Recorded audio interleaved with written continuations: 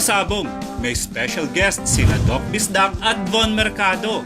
Sa Battlecock Advantage ngayong umaga, ang 2019 BNTV Cup 5 Bull Stag Co-Champion na si Bino Marquina ng Unified Game Farm ang kanilang makakasama. Kaya't atin nang alamin ang lamang niya sa iba.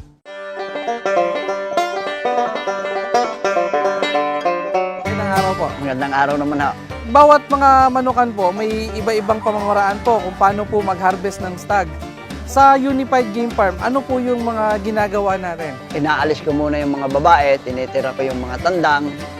At pagdating ng mga 6 na buwan, at yung mga nanghahabol, nagtatapang, hinaharvest ko na silang isa-isa. Binanggit nyo po yung maagang pag-harvest ng inahin.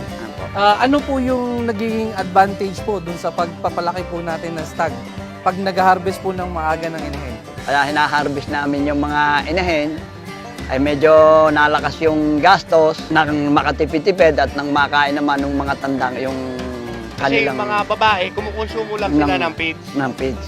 Pag-usapan naman po natin, Mang Bino, yung pag-harvest. Ano po yung mga ginagawa natin? Pagka-harvest namin ng mga stag, nagpupurga kami. Pagkapurga, paliliguan, yung ilalagay namin sa mga scratch pen na may kasama silang mga babae at doon namin sinasanay sila. Yung Battlecock po, gumawa po ng pampurga. Yung wormal po natin. 2 wormal to, Bon. Yung wormal natin na wormal light, saka yung wormal natin na regular na wormal. Sa mga 7 months o 6 months na stag, usually pwede natin gamitin yung wormal. Ito yung pinupurga pagka-harvest sa mga stag. Sa paligo naman po, yung Battlecock po, merong Triple X shampoo. Yung Triple X shampoo po natin, yung cypermethrin tawagin. Mabisa po tong pangtanggal po ng lahat ng klase ng kuto, tsaka yung mites po sa mga manok. Hindi lang yun, Bon, ha? Hindi lang patay yung kuto tsaka yung mites, pati balahibo nila kikintab at gaganda na sigurado tayo na magiging healthy yung pagtubo ng balahibo ng mga stag natin kasi walang kuto tsaka mites. Kung halimbawang bagong harvest yung stag mo, kailangan mawala muna yung mga parasites, internal saka external parasite. Kasi pag nasa range sila, halos exposed sila sa lahat ng parasite. Ano bang kahalagaan ng pag-harvest ng stag? Bakit natin kailangan gawin to?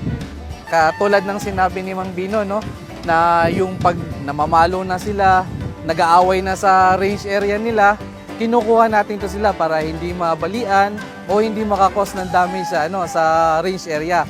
Nilalagay sa hardening pen para ma-develop yung maturity nila. Ngayon, na monitor na natin sila ng maayos at napapakain na ng maayos para naman doon sa pag-develop ng katawan ng manok. Anong edad hinaharvest ang mga stag? Kay Mang Bino kasi, Bon, ang ginagawa nila 6 months. Kasi pag 6 months sila, dyan na nag-uumpisa, naglalabanan na, may matapang na. Usually po sa mga stag, pag hinarvest nyo, ano po yung napapansin nyo sa katawan nila? Medyo manipis ang katawan nila. Yung Hindi parang pa- may blade sa dibdib.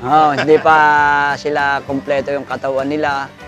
Ngayon, gumamit ako ng El Toro. Narinig mo naman kay Mang Bino, minsan nagiging problema yung pag-harvest yung maliliit ang katawan. Kaya nga ginagawa nila, kinukuha nila yung inahin. Pero dahil minsan di natin makontrol yung pagkain sa range area, pag-harvest natin sa kanila, lumiliit yung katawan, di ba?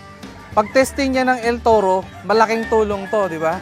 Kasi yung El Toro natin, may amino acids to. Magandang klase ng amino acids na tumutulong para pagandahin yung katawan ng stag natin para hindi tayo mahuli dun sa pagkondisyon sa kanila. Lalong-lalot na 6 months, medyo bata na, kulang sa katawan, kailangan talaga ng supplements ng El Toro.